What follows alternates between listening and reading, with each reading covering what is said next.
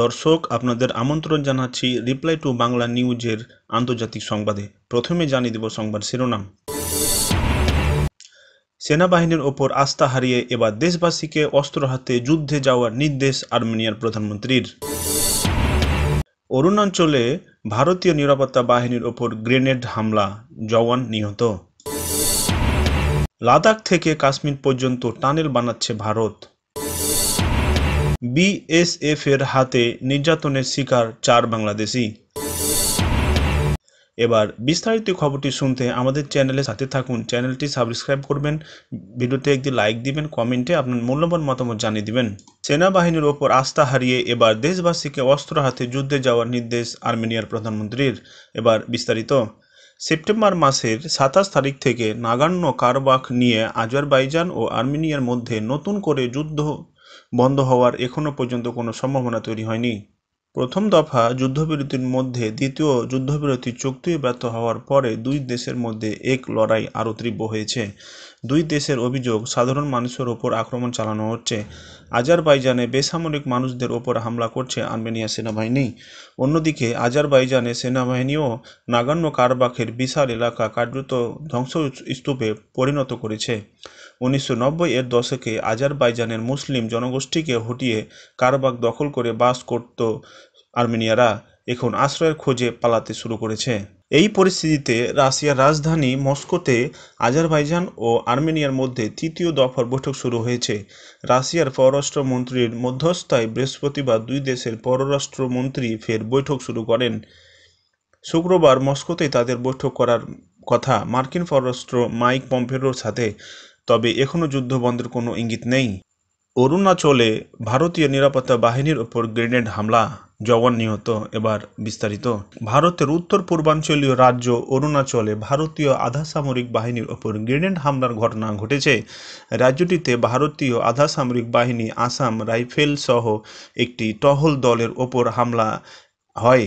এরপর সন্দেহভাজন হামলাকারীদের খোঁজে ওই অঞ্চলে ব্যাপক তল্লাশি অভিযান শুরু করে নিরাপত্তা বাহিনী। জানা যায়, মঙ্গলবার আসাম রাইফেলসের একটি পানিবাহী গাড়ির ওপর হামলা চালানো হয়। তারপরে গাড়িটি লক্ষ্য করে গুলিবর্ষণও করা হয়। এই ঘটনায় এক জওয়ান নিহত ও অপর একজন আহত হয়। ভারতীয় গণমাধ্যম এনডিটিভি বলেছে, হামলার ঘটনার পর সন্দেহভাজন হামলাকারীদের খোঁজে ওই অঞ্চলে ব্যাপক তল্লাশি অভিযান শুরু করে নিরাপত্তা বাহিনী। তবে হামলাকারীদের করতে ভারতীয় নিরাপত্তা বাহিনী সক্ষম হয়েছে কি না সে বিষয়ে কিছু জানানো হয়নি। মিয়ানমার সীমান্তবর্তী অরুণাচলের 3 জেলা তিরাপ, লংডিং এবং চেংলংয়ে দীর্ঘদিন থেকে চালু রয়েছে ভারতের বিতর্কিত সশস্ত্র বাহিনী। এতে নিরাপত্তা বাহিনীকে গুলি চালানোসহ ব্যাপক ক্ষমতা দেওয়া হয়েছে।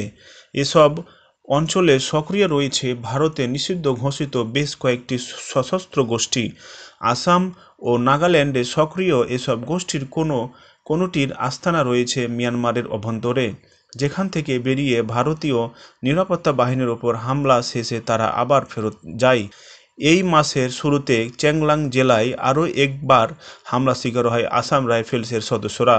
জেলার টেংমো গ্রামে টহল দলের ওপর হামলা চালানো হয়। এর আগে গত 11 জুলাই অরুণাচলের লংডিং জেলায় নাগা আন্ডারগ্রাউন্ড গ্রুপ এনএসসি এর 6 সন্দেহভাজন সদস্য গুলি চালিয়ে হত্যা করে ভারতীয় নিরাপত্তা বাহিনীকে। লাদাখ থেকে কাশ্মীর পর্যন্ত টানেল বানাচ্ছে ভারত। এবার বিস্তারিত।